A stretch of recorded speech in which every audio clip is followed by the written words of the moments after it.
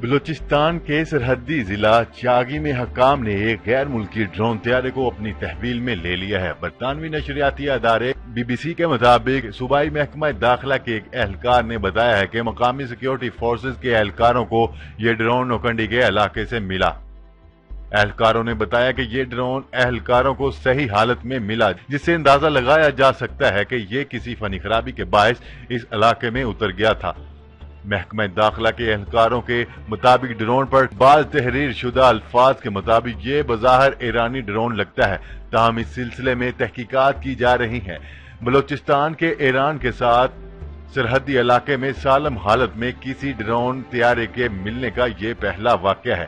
اس سے قبل 2017 میں پنجگور کے علاقے میں پاکستان کی جانب سے ایک ڈرون طیارہ مار گرایا گیا تھا۔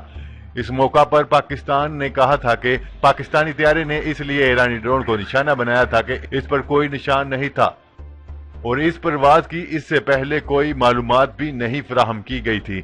چاگی کی طرح پنجگور بھی بلوچستان کا ایران سے متصل سرحدی ضلع ہے۔ پنجگور میں گزشتہ سال جون کے مہینے میں ڈرون طیارہ داخل ہوا تھا جسے پاکستانی فضائیہ کے طیارے نے مار گرایا تھا، تاہم ایرانی حکام کی جانب سے اس بارے میں کوئی رد عمل سامنے نہیں آیا۔ مذکورہ ڈرون انہی کا ہے اور اگر ایسا ہے تو وہ پاکستانی علاقے میں کیا کر رہا تھا؟ گزشتہ کئی سالوں سے ایران کے صوبہ سیستان بلوچستان میں شدت پسندی کے جو واقعات رونما ہو رہے ہیں، ان کے بعد سے ایران کی جانب سے پاکستان کے ساتھ سرحدی علاقوں میں سیکیورٹی کو سخت کرنے کے ساتھ ساتھ نگرانی کو بھی بڑھا دیا گیا ہے۔